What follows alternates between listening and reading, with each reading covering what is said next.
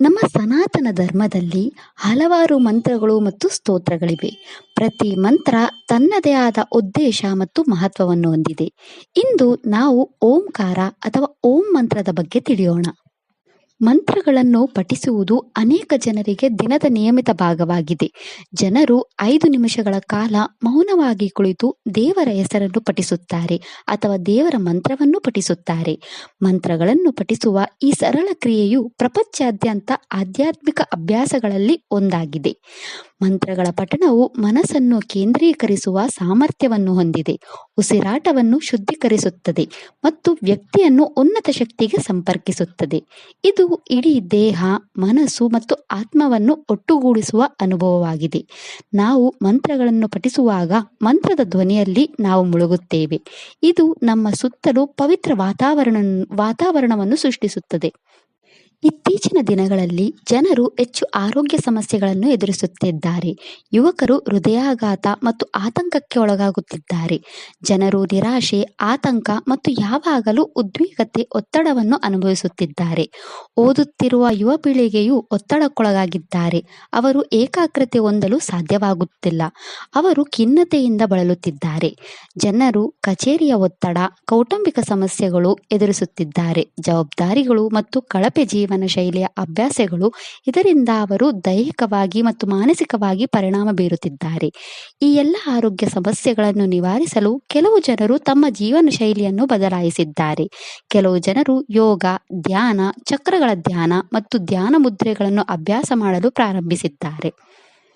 ನಮ್ಮ ಪ್ರಾಚೀನ ಋಷಿಗಳು ನಮ್ಮ ಜೀವನವನ್ನು ಹೇಗೆ ನಿಭಾಯಿಸಬೇಕು, ನಮ್ಮ ಮನಸ್ಸನ್ನು ಹೇಗೆ ನಿಯಂತ್ರಿಸಬೇಕು, ಆರೋಗ್ಯಕರ ಜೀವನ ಶೈಲಿಯನ್ನು ಹೊಂದುವುದು ಹೇಗೆ ಎಂಬ ಬಗ್ಗೆ ಅಪಾರ ಜ್ಞಾನವನ್ನು ನೀಡಿದ್ದಾರೆ ಮತ್ತು ಅವರು ಜಪಿಸಲು ಮಂತ್ರಗಳನ್ನು ಸಹ ನೀಡಿದ್ದಾರೆ.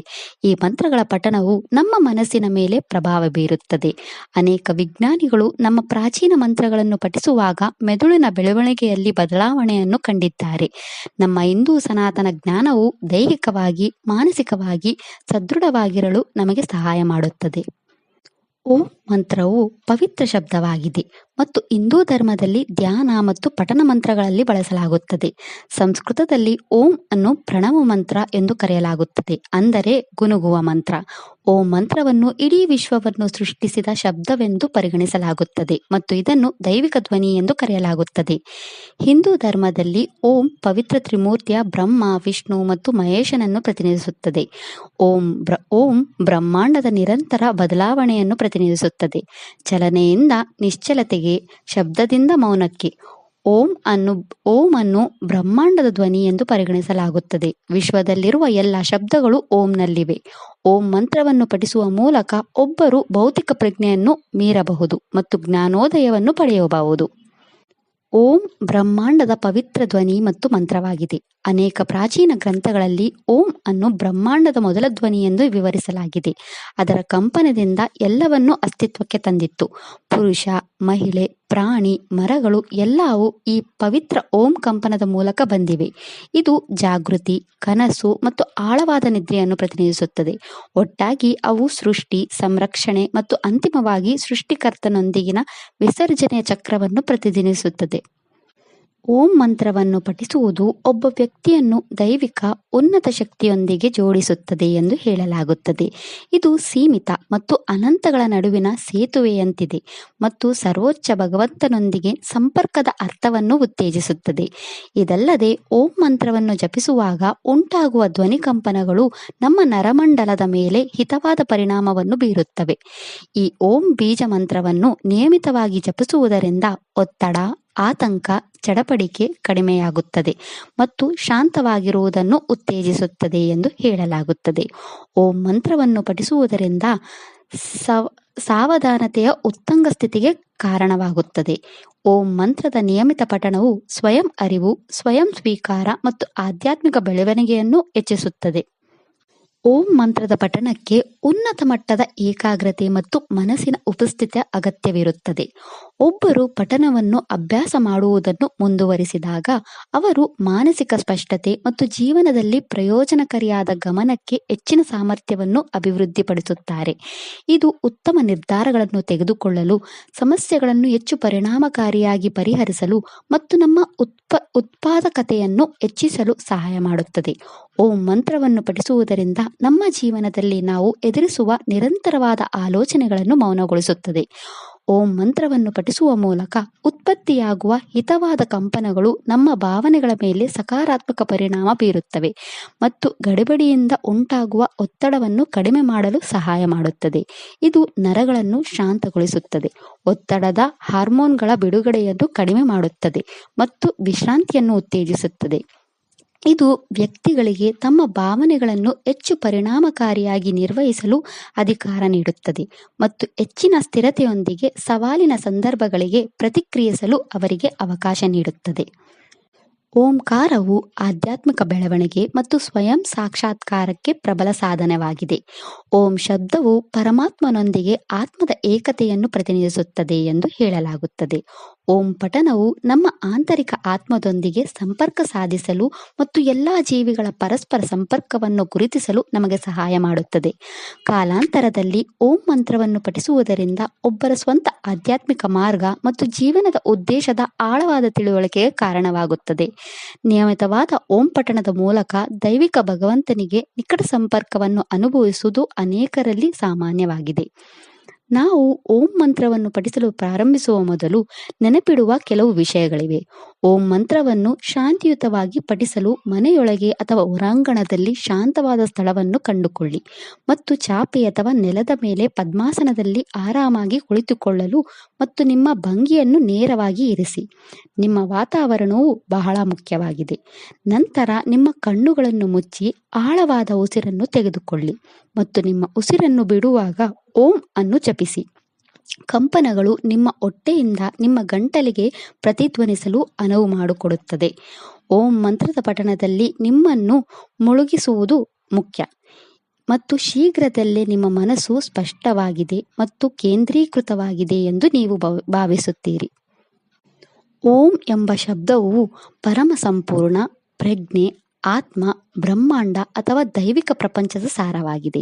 ಓಂ ಮಂತ್ರವನ್ನು ಪಠಿಸುವುದು ನಮಗೆ ಏಕಾಗ್ರತೆಗೆ ಸಹಾಯ ಮಾಡುತ್ತದೆ ಮತ್ತು ಹೆಚ್ಚಿನ ಜ್ಞಾನವನ್ನು ಪಡೆಯಲು ಸಹಾಯ ಮಾಡುತ್ತದೆ. ಇದು ನಮಗೆ ಕೇಂದ್ರೀಕರಿಸಲು ಸಹಾಯ ಮಾಡುತ್ತದೆ.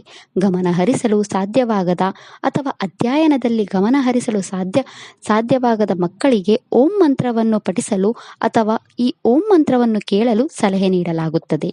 ಇತ್ತೀಚೆಗೆ ನಾಸಾ ಸೂರ್ಯನ ಕಿರಣಗಳಿಂದ ಹೊರಸೂಸುವ ಹತ್ತಿರದ ಧ್ವನಿಯನ್ನು ದಾಖಲಿಸಿದೆ. ಸಂಶೋಧನೆಯ ನಂತರ ಸೂರ್ಯನ ಕಿರಣಗಳ ಧ್ವನಿ ಕಂಪನವು ಓಂ ಕಂಪನವನ್ನು ಹೊರಸೂಸುತ್ತಿದೆ ಎಂದು ಹೇಳಲಾಗಿದೆ. ಓಂ ಮಂತ್ರವನ್ನು ಪಠಿಸುವುದರಿಂದ ನಮ್ಮ ದೇಹದ 3 ಭಾಗಗಳಲ್ಲಿ ಕೆಲಸ ಮಾಡುತ್ತದೆ. ನಾವು ಓಂ ಮಂತ್ರವನ್ನು ಪಠಿಸಲು ಪ್ರಾರಂಭಿಸಿದಾಗ ಅದು ಹೊಟ್ಟೆಯ ಪ್ರದೇಶದಿಂದ ಪ್ರಾರಂಭವಾಗುತ್ತದೆ. ನಂತರ ಧ್ವನಿಯು ಎದೆಯ ಪ್ರದೇಶಕ್ಕೆ ಹೋಗುತ್ತದೆ ಮತ್ತು ನಂತರ ಧ್ವನಿ ಕಂಪನವು ಮನಸ್ಸಿಗೆ ಹೋಗುತ್ತದೆ. ನಮ್ಮ ದೇಹದಲ್ಲಿ ಚಕ್ರಗಳು ಹೊಟ್ಟೆಯ ಪ್ರದೇಶದಿಂದ ತಲೆ ಪ್ರದೇಶಕ್ಕೆ ಜೋಡಿಸಲ್ಪಟ್ಟಿವೆ. ಇವುಗಳನ್ನು ಷಟ್ ಚಕ್ರಗಳು ಎಂದು ಕರೆಯಲಾಗುತ್ತವೆ. ನಾವು ಓಂ ಮಂತ್ರವನ್ನು ಜಪಿಸಿದಾಗ ಧ್ವನಿ ಕಂಪನವು ಈ ಚಕ್ರಗಳನ್ನು ಸಕ್ರಿಯಗೊಳಿಸುವ ಮೂಲಕ ಹಾದು ಹೋಗುತ್ತದೆ. ಓಂ ಮಂತ್ರವನ್ನು ಪಠಿಸುವುದರಿಂದ ನಮ್ಮ ದೇಹದಲ್ಲಿರುವ ಎಲ್ಲ ಜೀವಕೋಶಗಳು ಕ್ರಿಯಾಶೀಲವಾಗುತ್ತವೆ. ವೇದಗಳ ಪ್ರಕಾರ ಓಂಕಾರವು ನಿರಾಕಾರ ಪರಬ್ರಹ್ಮ ಸ್ವರೂಪವಾಗಿದೆ. ಈ ಸ್ವರೂಪ ಎಲ್ಲ ದೇವತೆಗಳಲ್ಲಿಯೂ ಇರುತ್ತದೆ. ಅದರಿಂದ ಈ ಒಂದು ಓಂ ಮಂತ್ರವನ್ನು ಜಪಿಸಿದಾಗ ಎಲ್ಲ ದೇವತೆಗಳನ್ನು ಪೂಜಿಸುವುದಕ್ಕೆ ಸಮಾನವಾಗಿರುತ್ತದೆ.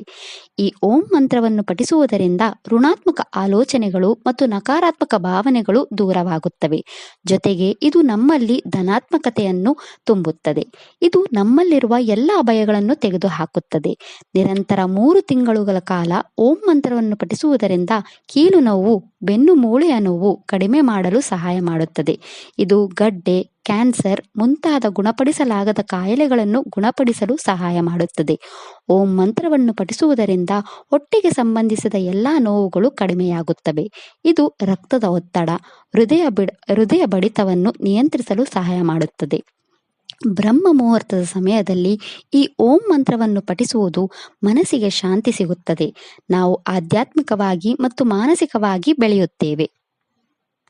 ನಮ್ಮ ಮನಸ್ಸಿನಲ್ಲಿ ಒಳ್ಳೆಯ ಆಲೋಚನೆಗಳನ್ನು ಪಡೆಯುತ್ತೇವೆ ಮತ್ತು ನಮ್ಮ ಎಲ್ಲಾ ಕಾರ್ಯಗಳಲ್ಲಿ ನಾವು ಯಶಸ್ವಿಯಾಗುತ್ತೇವೆ. ಓಂ ಮಂತ್ರವನ್ನು ಪಠಿಸುವುದರಿಂದ ನಮ್ಮ ಮುಖದ ಮೇಲೆ ಹೊಳಪು ಬರುತ್ತದೆ ಮತ್ತು ಉತ್ತಮ ಕಣ್ಣಿನ ದೃಷ್ಟಿಯನ್ನು ನೀಡುತ್ತದೆ. ಇತ್ತೀಚಿನ MRI ಸ್ಕ್ಯಾನ್ ಅಧ್ಯಯನದ ಪ್ರಕಾರ ಓಂ ಮಂತ್ರವನ್ನು ಪಠಿಸುವುದರಿಂದ ಕುಷ್ಠರೋಗ, ಮೆದುಳು ಸಂಬಂಧಿತ ಸಮಸ್ಯೆಗಳು ಮತ್ತು ಖೀನತೆಯ ಸಮಸ್ಯೆಗಳು ನಿವಾರಣೆಯಾಗುತ್ತವೆ. ಓಂ ಮಂತ್ರವನ್ನು ಪಠಿಸುವುದರಿಂದ ನಮ್ಮ ಉಸಿರಾಟವನ್ನು ಶುದ್ಧೀಕರಿಸುವ ಮೂಲಕ ಉತ್ತಮ ಆರೋಗ್ಯವನ್ನು ನೀಡುತ್ತದೆ. ಇದು ನಮಗೆ ಏಕಾಗ್ರತೆ, ಗಮನ ಮತ್ತು ಉತ್ತಮ ಸ್ಮರಣೆಗೆ ಸಹಾಯ ಮಾಡುತ್ತದೆ. ಈ ಮಂತ್ರವನ್ನು ಮಕ್ಕಳು ಉತ್ತಮ ಜ್ಞಾಪಕ ಶಕ್ತಿ, ಏಕಾಗ್ರತೆಗಾಗಿ ಜಪಿಸಬೇಕು ಮತ್ತು ವೃದ್ಧರು ಜಪಿಸಬೇಕು. ಈ ಓಂ ಮಂತ್ರದ ಜಪವು ನಮ್ಮ ಸಮಸ್ಯೆಗಳಿಗೆ ಪರಿಹಾರವನ್ನು ತರುತ್ತದೆ. ಇದು ನಮ್ಮ ಆಯುಷ್ಯವನ್ನು ಹೆಚ್ಚಿಸಲು ಸಹಾಯ ಮಾಡುತ್ತದೆ. ಈ ಓಂ ಮಂತ್ರವನ್ನು ಯಾವಾಗಲೂ ಒಂದು ಉದ್ದೇಶದಿಂದ ಜಪಿಸಬೇಕು. ಹಿಂದೂ ಧರ್ಮದ ಪ್ರಕಾರ ವೇದ ಮಂತ್ರಗಳಾದ ಗಣಪತಿ ಪ್ರಾರ್ಥನಾ, ಗಾಯತ್ರಿ ಮಂತ್ರ, ನಮಕ, ಚಮಕ, ದುರ್ಗಾ ಸೂಕ್ತಂ, ಮೇಧಾ ಸೂಕ್ತಂ, ಶ್ರೀ ಸೂಕ್ತಂ, ಪುರುಷ ಸೂಕ್ತಂವನ್ನು ಜಪಿಸುವಾಗ ಸರಿಯಾಗಿ ಉಚ್ಚರಿಸಬೇಕು. ಏಕೆಂದರೆ ಅವುಗಳಲ್ಲಿ ಅಗಾಧವಾದ ಶಕ್ತಿ ಇದೆ ಮತ್ತು ಸರಿಯಾಗಿ ಜಪಿಸದಿದ್ದರೆ ತಪ್ಪು ಫಲಿತಾಂಶಗಳನ್ನು ನೀಡುತ್ತದೆ. ಓಂ ಮಂತ್ರವನ್ನು 21 ಬಾರಿ, 108 ಬಾರಿ ಅಥವಾ 10,000 ಬಾರಿ ಪಠಿಸುವುದರಿಂದ ಅಪಾರ ಫಲಿತಾಂಶ ಸಿಗುತ್ತದೆ. ಇದು ನಮ್ಮ ಮನಸ್ಸನ್ನು ಶಾಂತಗೊಳಿಸುತ್ತದೆ, ಸಕಾರಾತ್ಮಕ ಆಲೋಚನೆಗಳನ್ನು ನಮ್ಮಲ್ಲಿ ತುಂಬುತ್ತದೆ ಮತ್ತು ನಮ್ಮ ಭಾವನೆಗಳನ್ನು ನಿಯಂತ್ರಿಸಲು ಸಹಾಯ ಮಾಡುತ್ತದೆ. ಸಂಖ್ಯಾಶಾಸ್ತ್ರದ ಪ್ರಕಾರ ಈ ಸಂಖ್ಯೆಗಳೊಂದಿಗೆ ಮಂತ್ರವನ್ನು ಪಠಿಸುವುದು ಅಪಾರ ಶಕ್ತಿಯನ್ನು ಹೊಂದಿರುತ್ತದೆ. 21 ಬಾರಿ, 108 ಬಾರಿ ಅಥವಾ 10,000 ಬಾರಿ ಮಂತ್ರಗಳನ್ನು ಜಪಿಸುವುದರಿಂದ ಹೆಚ್ಚು ಪರಿಣಾಮ ಬೀರುತ್ತದೆ ಎಂದು ಹೇಳಲಾಗುತ್ತದೆ. ಈ ಸಂಖ್ಯೆಗಳನ್ನು ದೈವಿಕ ಸಂಖ್ಯೆಗಳು ಎಂದು ಹೇಳಲಾಗುತ್ತದೆ. ಈ ಸಂಖ್ಯೆಗಳೊಂದಿಗೆ ಮಂತ್ರಗಳನ್ನು ಪಠಿಸುವುದು ನಮ್ಮ ಮನಸ್ಸಿನ ನರಗಳಿಗೆ ಸಂಪರ್ಕ ಹೊಂದಿದೆ ಮತ್ತು ಈ ಸಂಖ್ಯೆಗಳು ದೈವಿಕ ಬ್ರಹ್ಮಾಂಡದೊಂದಿಗೆ ಸಂಪರ್ಕ ಹೊಂದಿವೆ. 108 ಸಂಖ್ಯೆಯು ಶುದ್ಧ ಮತ್ತು ದೈವಿಕ ಸಂಖ್ಯೆ. ಈ ಸಂಖ್ಯೆಯು ಏಕತೆ, ಸಂಪೂರ್ಣತೆ ಮತ್ತು ಶಾಶ್ವತೆಯನ್ನು ಪ್ರತಿನಿಧಿಸುತ್ತದೆ. ಬ್ರಹ್ಮ ಮುಹೂರ್ತದಲ್ಲಿ ಶಿವಪಂಚಾಕ್ಷರಿ ಮಂತ್ರವನ್ನು 108 ಬಾರಿ ಪಠಿಸುವುದರಿಂದ 1000 ಯಾಗಗಳಿಗೆ ಮಾಡಿರುವ ಸಮ ಇದೆ. ಎರಡನೆಯ ಸಂಖ್ಯೆ 21. ಈ ಸಂಖ್ಯೆಯು ಏಕಾಗ್ರತೆ ಮತ್ತು ದೃಷ್ಟಿಯನ್ನು ಪ್ರತಿನಿಧಿಸುತ್ತದೆ. ಈ ಸಂಖ್ಯೆಯು ಜೀವನದಲ್ಲಿ ಎಲ್ಲ ಅಡೆತಡೆಗಳನ್ನು ತೆಗೆದುಹಾಕುತ್ತದೆ. ಈ ಸಂಖ್ಯೆಯು ಗಣೇಶ ಮತ್ತು ಗುರುಗ್ರಹಕ್ಕೆ ಸಂಬಂಧಿಸಿದೆ. ಮೂರನೆಯ ಸಂಖ್ಯೆ 10,000.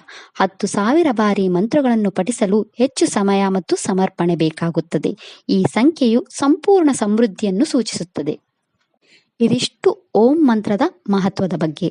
ಈ ವಿಡಿಯೋ ಇಷ್ಟ ಆದರೆ ಲೈಕ್ ಮಾಡಿ, ಶೇರ್ ಮಾಡಿ ಮತ್ತು ಚಾನೆಲ್ ಸಪೋರ್ಟ್ ಮಾಡೋಕೆ ಸಬ್ಸ್ಕ್ರೈಬ್ ಮಾಡಿ. ಧನ್ಯವಾದಗಳು.